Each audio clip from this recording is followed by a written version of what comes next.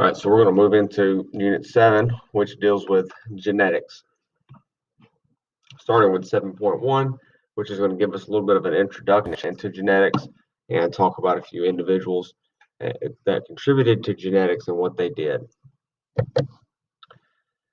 So genetics is the study of heredity and genes, and it's also the study of how traits are passed from one generation to the next.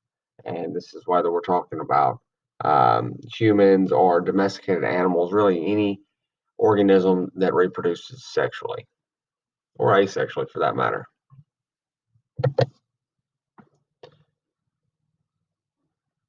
Frederick Griffith. He studied the connection between bacteria and pneumonia. He discovered the transformation in bacteria. We'll talk about his experiment here in just a minute. So he was trying to figure out how information from one organism can be incorporated into another organism. And what he did for his experiment is he gathered bacteria that are known to cause pneumonia, and he injected them into mice. And of course, what happened is what we thought: mice would die. Then he gathered harmless bacteria, and he injected that sampling into a mouse, and of course, the mice lived. Then he destroyed heat or disease-causing bacteria with heat. Remember, increasing temperature is going to denature proteins, which is what is needed to destroy, disease-causing pathogens. The heat-killed disease-causing bacteria was mixed with harmless bacteria that was not destroyed with heat, and the mixture was injected into mice. And believe it or not, the mice died. So harmless bacteria were now able to cause pneumonia because information was passed to the new generations. So and we can look at the picture here, as the non-destroyed, non-pneumonia causing bacteria replicated, reproduced, they began to incorporate some of the genetic material from the heat-killed, disease-causing bacteria, which turned those harmless bacteria into bacteria that could kill the mouse.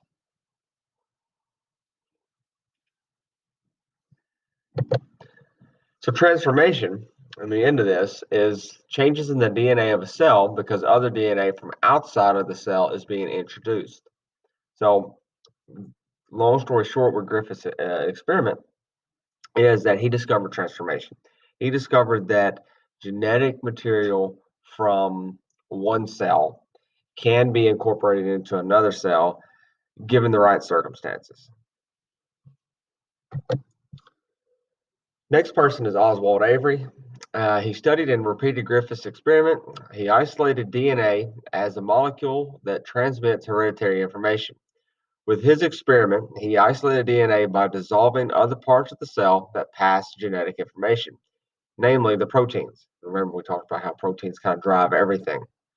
In another trial, he dissolved the DNA and noted there was no passage of information.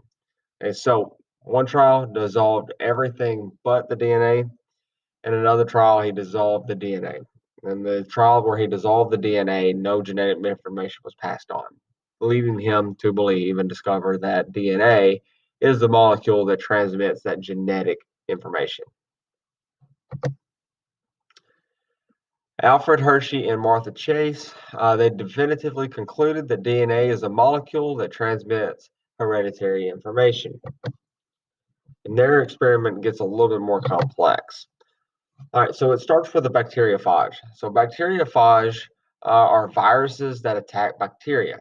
Okay, remember, viruses need a host cell, and bacteriophages are going to attack bacteria cells. So Hershey Chase used them as the transformation agent in their experiment. So bacteriophages and viruses alike are only made of DNA and proteins. That's it, DNA and proteins. So bacteriophages insert their DNA into bacteria's DNA so that the bacteria begins creating more phage parts inside its cell, thus replicating the phage.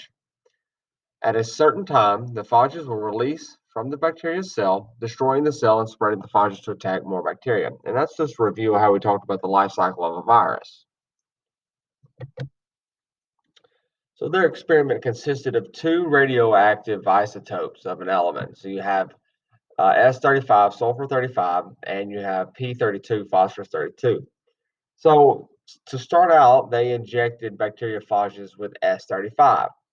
Okay, sulfur 35 is sulfur in general. Let me start over. Sulfur in general is a major component to proteins, and they knew this. Okay, so they're able to track S35 with it being radioactive.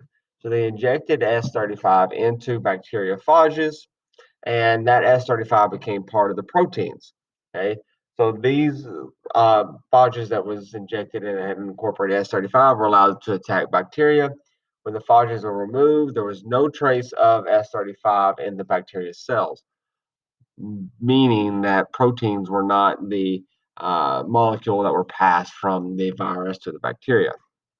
And this did the same thing with P32, with phosphorus being a major part of DNA.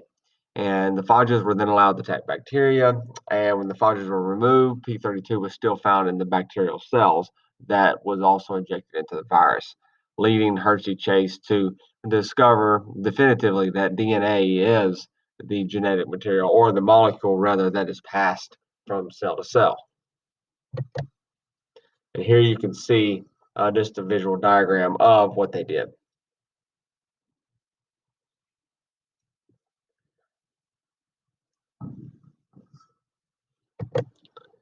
All right, so DNA structure. DNA is going to be composed of three parts. You have a 5-carbon sugar called deoxyribose, where the D comes from, a nitrogenous base, and a phosphate group. The nitrogenous bases are divided into two groups. You have purines, which are adenine and guanine, and then you have pyrimidines, which are cytosine and thymine. Also uracil with RNA, and that's this little closed caption deal here should be a capital C in parentheses. I didn't realize that auto changed that. I'm sorry. So U takes the place of T in RNA, but C always goes with T, A always goes with G. And these are your nitrogenous bases in DNA. This leads us to Chargaff's rule. So Chargaff stated that the concentration of G is always going to be equal to the concentration of C, and the concentration of A is always going to be equal to the concentration of T.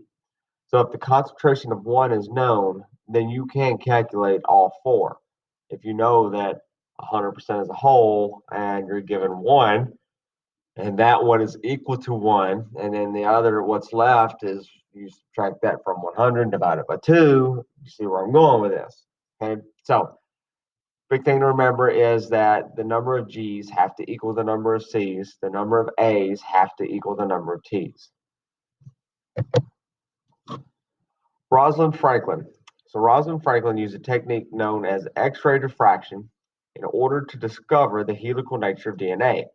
So how she did this was she shot she shot X-ray waves at DNA, and from the top down, it might look like you're looking through a straw. And she was able to discover this X shape, as you see here, which indicates that the molecule is spiraled.